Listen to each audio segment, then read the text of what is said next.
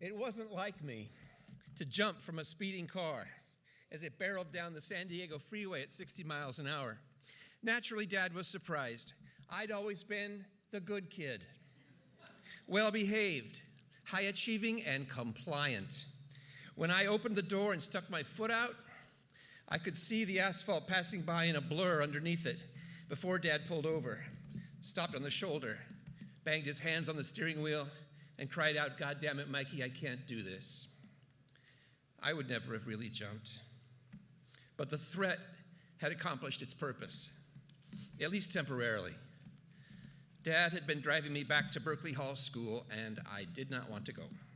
I'd been absent for 2 months, homesick with swollen glands in my neck that wouldn't get better. And finally, after lots and lots of tests, a doctor diagnosed my condition as psychosomatic. The cure was to get me back to school, out of the house, and into a steady, predictable routine by any means necessary. Dad took a few minutes to let the emotional dust settle.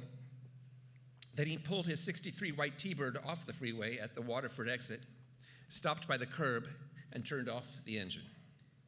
We sat there together in silence, in our respective two-tone vinyl bucket seats, on the side of Church Lane, the modest stucco houses on one side and the thick freeway embankment on the other, waiting for the shock to subside. Truthfully, I was just as surprised as he that I'd actually done anything so dramatic, so direct and overt. My efforts to change the unchangeable were usually more subtle. Swollen glands were more my style. The muffled roar of freeway traffic floated over our heads, and the embedded aroma of Dad's Salem cigarettes and Cutty Sark whiskey bottles oozed from the pores of the car's interior. Moments alone with my dad like this were rare, and I was fine with that. By the age of 13, I'd convinced myself that I really didn't like him all that much, that we really had very little in common, and frankly, that he barely even existed. Here on the side of Church Lane in the T-Bird was the closest I'd felt to him in a long time, certainly since his recent announcement that he'd been fired from his sales job with Carter Company, a wholesale auto supply firm in downtown LA. Or since my mom's equally arresting announcement, which had come just moments earlier, that she was filing for divorce. Dad had taken a tough 1-2 punch, and I'd had a ringside seat, but we never talked about it. People didn't talk about things then. There was no Dr. Phil, no Oprah, just Ozzie and Harriet, bourbon and scotch, and an abiding faith that any unhappy circumstance could be cleared up if you just ignored it long enough. Dad reached into his coat pocket. "Damn," he muttered to himself, "I left my cigarettes, we better go home." I wasn't sure if he was faking or not, and if he was, for whose benefit. But I was glad to be heading back. Eventually, they'd get me back to Berkeley Hall, but not today, not now, and that's all that mattered. And so we headed back, two defeated warriors. Dad had lost the fight with Carter Company, with Mom, and with demons I will never know. And I'd lost my fight to make any of it different. The slow drive back to our little house on Bola Street was short on distance, but long on memories. I could smell Dad next to me, that potent mix of Salem's and Cutty Sark, men in aftershave and Listerine. It's a wonder I didn't pass out. Strong smells, pungent, penetrating, powerful. They wrapped themselves around me like a thick medicated blanket.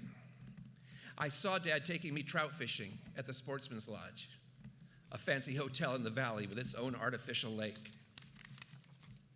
I missed a page.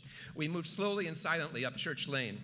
As each familiar cross street passed, memories would click into place, like 3D images seen through a Fisher-Price Viewmaster. I saw myself at 3 years old, perched on his shoulders, while he strutted and spun around the living room singing the trouble song from Broadway's The Music Man. With a capital T, and that rhymes with P, and that stands for pool, he'd shout out and I would squeal in delight, my tiny hands holding onto his sweaty forehead for dear life. I still know every word of that song. I saw the day I'd gotten into trouble for something that called for a spanking. and I'd prepped myself by stuffing the seat of my pants with 5 blue chip stamp redemption booklets and a dinner plate. Dad laughed so hard that the spanking itself was indefinitely canceled. I saw Dad taking me trout fishing at the Sportsman's Lodge, a fancy hotel in the valley with its own artificial lake. It wasn't artificial to me. He showed me how to cast a fly fish line and take the hook out of the fish's mouth, tossing the gaping prey into a basket where it flipped and flopped and gasped for air in what seemed like unending agony. I saw backyard 4th of July parties with fireworks. For a finale, Dad, every year, would take out his hunting rifle, fire it straight up into the air, and shout victoriously, "E pluribus unum."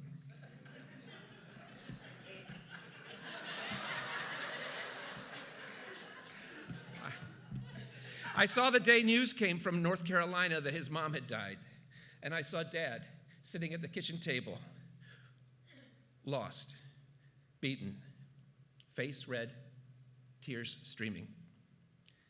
And finally, we turned on our street. We were turning home, for lack of a better word, pulling into the driveway, then into the garage with the hidden bottles, the propped up shotguns, and the musty, secret longings for comfort and understanding. Me and the guy I didn't like so much, total strangers, thick as thieves. We entered the house to Mom's disapproving glare. They started in. I ducked into my room and out of earshot. Later that morning, it was decided that we would try again. This time, I agreed to sit compliantly and obediently in my 2-tone bucket seat all the way to Berkeley Hall School. No stunts, no surprises, no resistance. When we pulled into the large oval-shaped driveway at Berkeley Hall, Mrs. Cooling, the girls' PE teacher, was waiting there with a big smile. Mom must have called ahead. I stayed in my seat in the car and rolled down my window. "Everyone's in the auditorium," she said. "They're showing a film. It's dark. You can sneak in and sit in the back if you want." Dark sounded good. I was only 13, but I knew that nothing could spoil a dramatic entrance like harsh fluorescent lighting. I sat for a moment, feeling the healing coolness of the vinyl upholstery against the back of my head. I paused, contemplating my next move, weighing my options, guessing at my fate. Inches away from me, Dad was doing the same thing. I made my decision. I jumped out of the T-Bird, for real this time. I walked up the steps into the dark auditorium, leaving all my dreams of things being different behind in a '63 white T-Bird with a guy I didn't think I liked so much, a guy whose love I did not think I craved until I knew better.